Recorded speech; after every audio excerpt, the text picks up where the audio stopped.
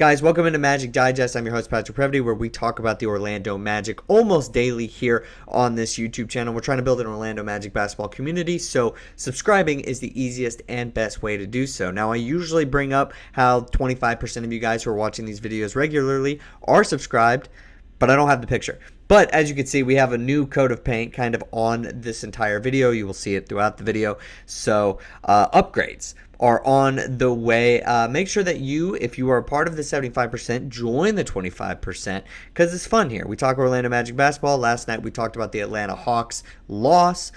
Today we're going to be talking about KCP's performance as well as looking ahead to the Charlotte game tomorrow, and we're going to be taking a look at some of the other sound bites from the post game that are important to talk about. Okay, let's take a look at Kentavious Caldwell-Pope's season so far this year. It has been one of the saddest things that that any Magic fan has really felt this year, and that is we signed this guy, second most on the team, to unfortunately take a dip in his scoring average, 8.8 points per game, even with all of the injuries that happened throughout this year, an ability to step up, opportunities to step up. His career average is 11.2. His season average this year is 8.8. So he hasn't really stepped up. He doesn't really have a high level of efficiency, not as high as you'd like it, and unfortunately, it's been a bust this year, and it's so sad to say it, but 41% from the field and 31% from the three is just the same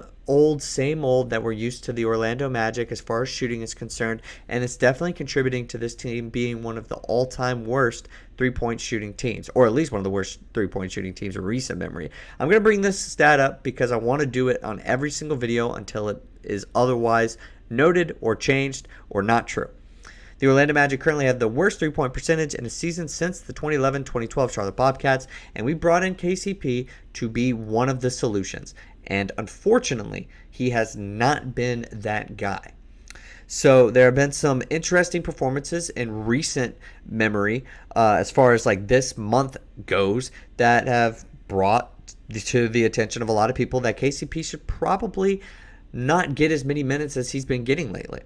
This month, in the month of February, he's averaging almost 30 minutes per game and 6.6 points. He's averaging he's shooting 37.9% from the field and 35% from three. 35% from three is not too bad, but he's hitting about 1.2 three-pointers per game. So he's not shooting at a volume or at a high volume that's really necessarily worth it. Now, he had some really good games in January, and we thought we saw him come alive in December, certain parts of December, especially like the 19th, 21st, and the 26th range when this team was rattling off some really, really impressive wins.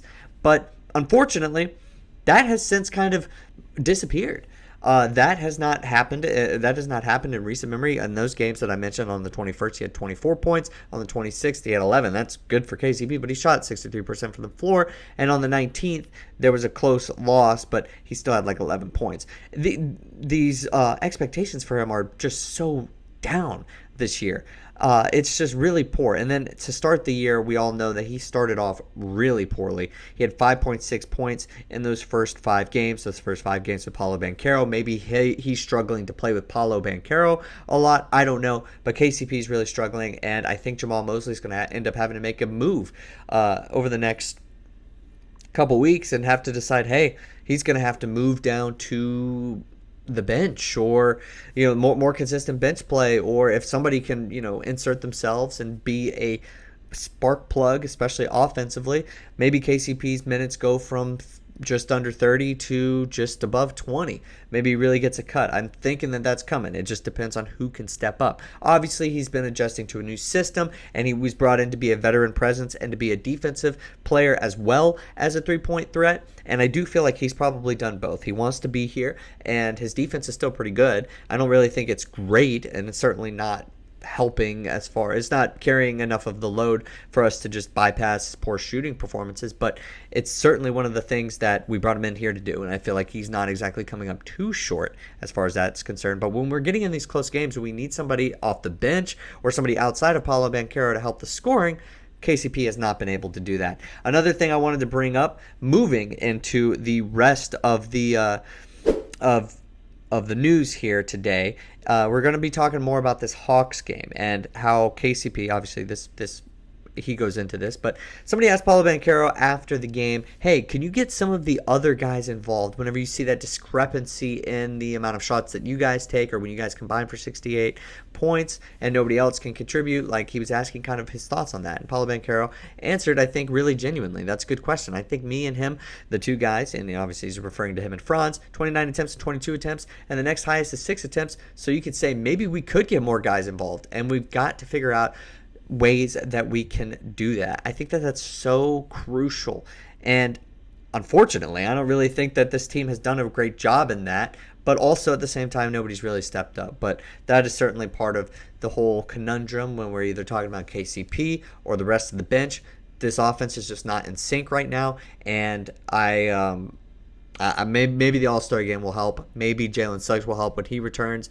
But that might not be for a while. And that brings me into the next topic that I wanted to talk about, and that was Jalen Suggs. I don't believe that he is going to be returning anytime soon to the lineup. This is the injury report for tomorrow. Obviously, he's already also listed as having an injury and illness, left quad contusion, and he's doubtful for tomorrow. So I don't think he's going to play. I don't think he's going to play for the Magic until the All-Star break. Here was a quote that he did mention after, I believe, a shoot-around it was maybe today. He just said that he's not going to come back until he's 100% healthy. And, that is what he's going to have to be at if he's going to want to help this team. And I think Jamahl Mosley is also in an agreement with that's how we got to handle things. That's how we have to do things. And, I said this last night. I said, look, he's probably not going to come back unless there's no shot that he's going to get injured again.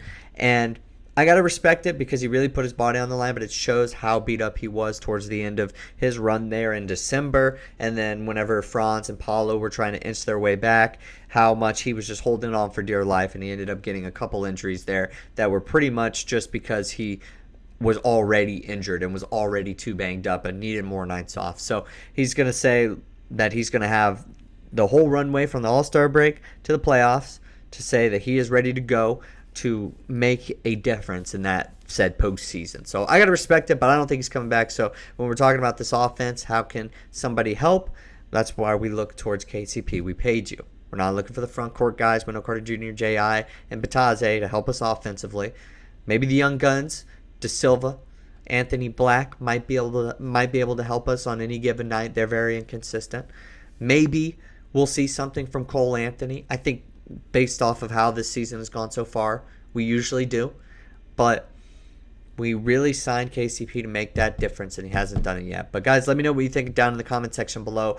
KCP, just sound off if you want to talk about it. Just tell me any of your thoughts about the Orlando Magic and anything related to Magic basketball. Always great talking to you guys in the comment section below. And I will see you guys next time with more Orlando Magic basketball content.